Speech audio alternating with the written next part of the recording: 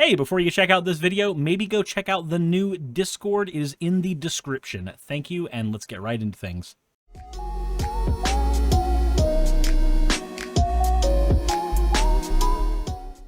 Pornhub blocks North Carolina and Montana as porn regulation spreads. So now we'll see. I think I saved a tweet of this. I might not have. I don't remember. But there, one of the apologists. Oh, he's the guy. Sean McDow. Sean McDowell. Mm-hmm. I think I saved Inspiring Philosophy's tweet. If not, we can talk about that. But Sean McDowell tweeted this out, being like, North Carolina and Montana block Pornhub.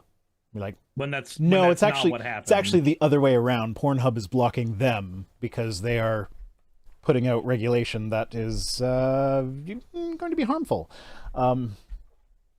So yeah, Pornhub has restricted access in 2 more states in protest of continued nationwide state-level efforts to regulate online access to porn. So people that go to Pornhub, RedTube, or Brazzers, the site's owned by ALO, are now greeted by a video of performer Sherry DeVille, who reads out a handful of paragraphs at you, telling them like why it's blocked, and they end with a call to call your representatives, and it's call your representatives and tell them that you support identifying people by their device rather than having them submit their ID to us. But everybody knows that when you call a rep for that, they're going to be like, hey, I need you to do a thing so I can watch porn again. So the funny thing about this is those states will still have adult video shops that will still have all of the same type of material available for anybody, but they're just like, no, we don't want it accessible via the one thing that everybody uses ubiquitously. No. Oh, okay. So here's the thing, though. I understand where this is coming from, because there does need to be an age gate on porn sites, and especially Pornhub gets into hot water all the time. It mentions in this article that they recently had to pay a fine for knowingly hosting videos that featured the victims of sex trafficking. And it's yeah, Pornhub is problematic. But it's safer than a lot of other places where you can go for porn. And yeah, but also the main issue I have with this is not so much the age gating. It's so in Montana, there's an ID verification law. And in North Carolina, they actually snuck this in with a bill regarding high school computer curriculums. So you're doing something wrong if you have to sneak it in on an unrelated bill. Unfortunately, though, that's how that type of pork fatting is what most bills in the United States are in general. This is one of the reasons why I think it's France, I want to say, actually has laws to restrict pork fatting on bills. But it's very, very difficult to, with the way the United States is ran, it's very, very difficult to stop pork fatting on bills here. Yeah, the bill that would be proposed to stop it would come with a bunch of riders that are unrelated to it. Yeah, it's well, we can give you Pornhub back. We can do that, but we have to be able to teach the Bible in school. Yeah. Also, another problem with this is that the states are leaving enforcement as a civil matter rather than a criminal matter. So this isn't if they violate the thing, then the government comes in and is you need to pay a fine now. It's relying on people. So this would ultimately end up being parents who catch their kids watching porn would then sue them for damages or whatever. But the problem that I have with this is, again, it's not the age gating itself, is that there are a bunch of states. I don't think North Carolina is one of them, but there's a few others that the way that they're handling this is actually have one of your state issued IDs and upload that to the porn site to prove that you're of age. Yeah. I feel like a porn website should not be something that you trust with your ID. I feel like that's just making people more vulnerable to data breaches. Yeah, so if I'm being honest, so I grew up as a kid discovering porn on the internet. Like, there's just a thing that happened. Sorry to interrupt. Draconix says just get a VPN. So just surfshark.deals/rhino. Hey, just there you go. Just saying. But so,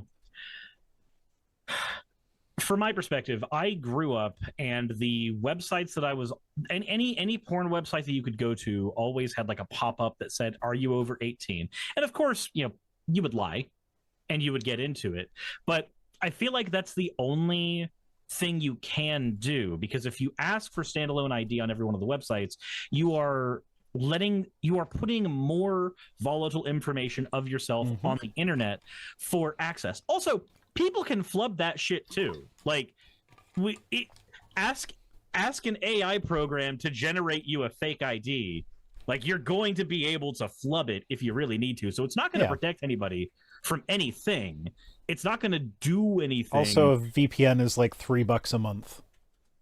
And like, I suggest Surfshark because they're the ones that pay me to suggest them, but like, they're all the same. Just get a VPN.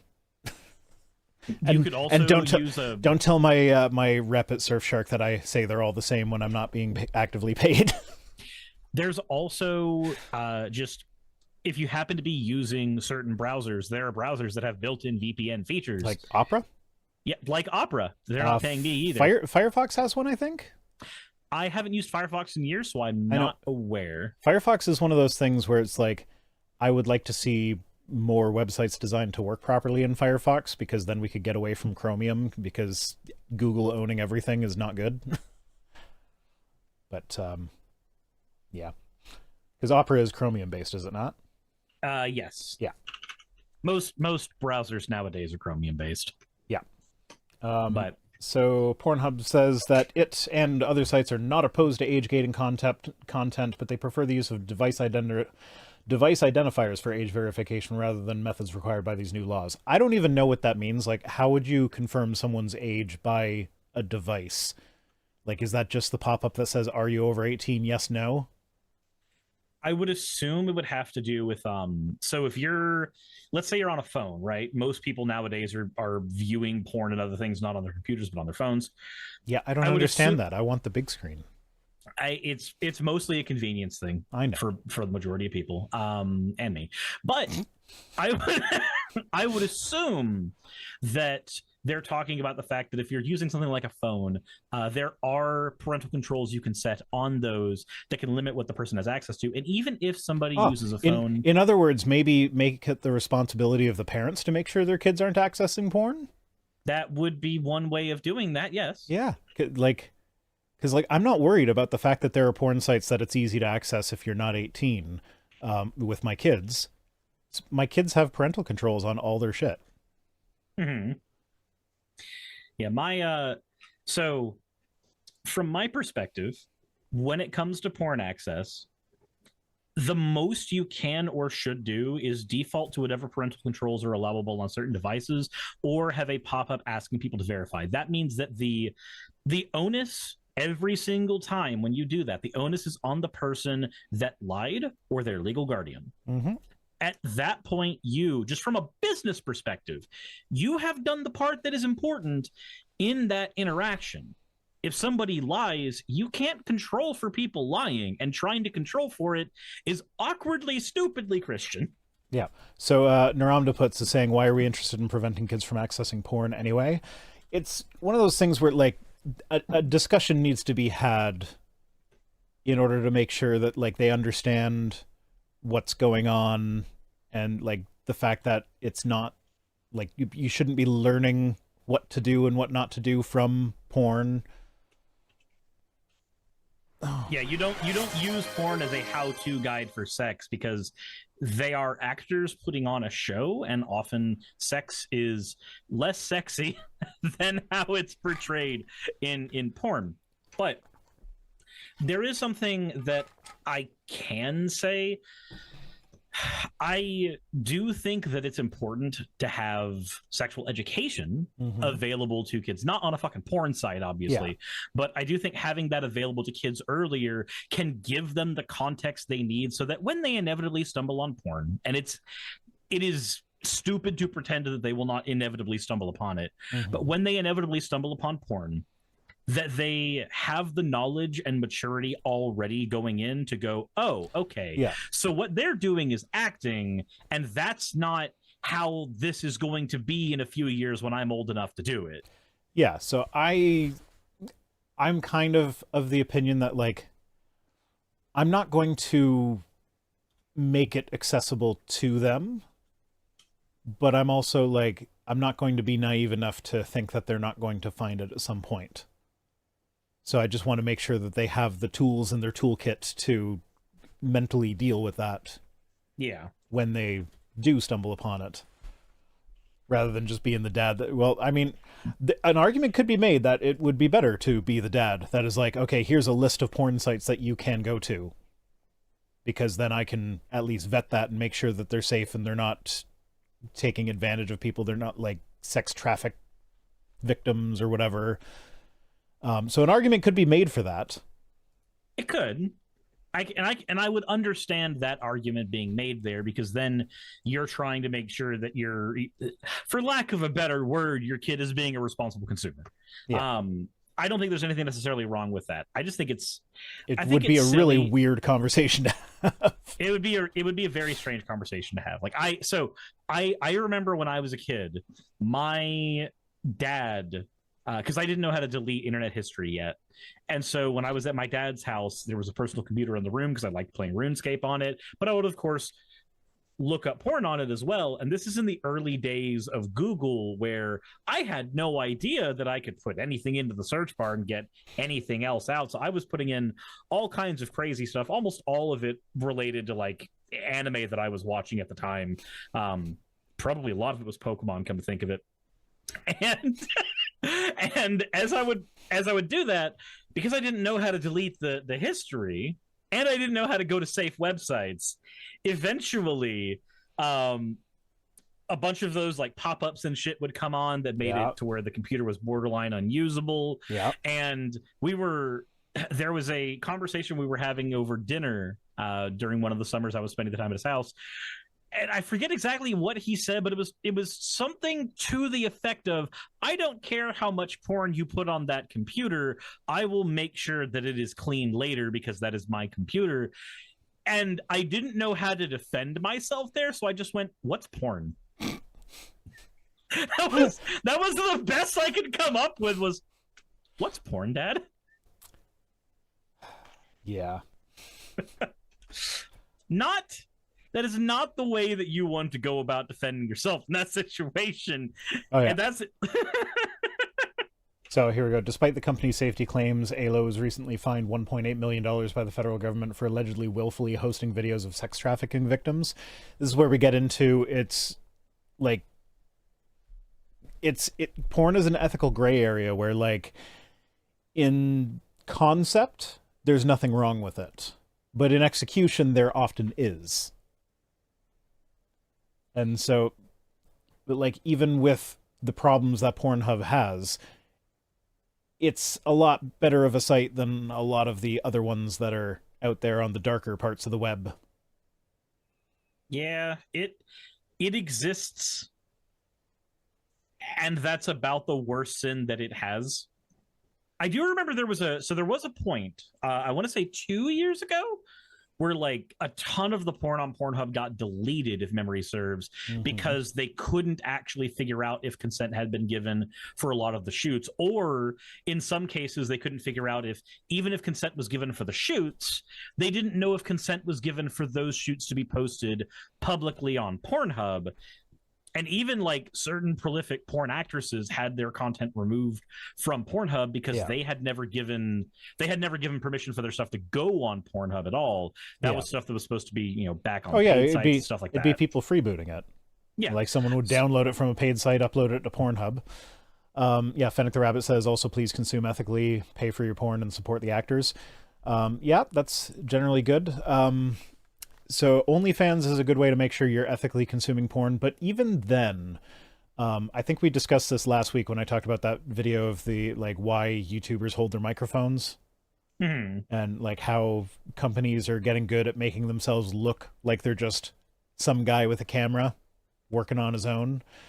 The same thing is happening on the they know OnlyFans how to make something page. Look internet. Like they know how to make something look internet ugly. Yeah, so there are porn companies that are making organic looking OnlyFans content, and it can be hard to parse out. But OnlyFans is probably a better bet than Pornhub for making sure that everybody is safe and consenting.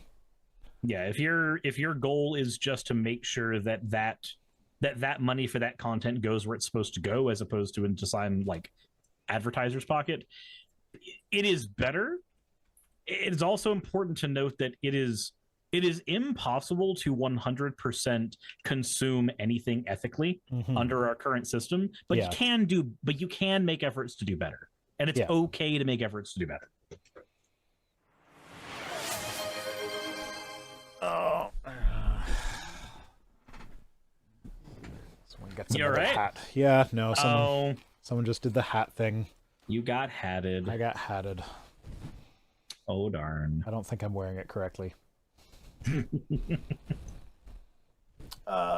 Yeah, so Louisiana, Utah, Arkansas, Mississippi, and Virginia have all passed similar laws, which caused Pornhub to block them as well, most of them.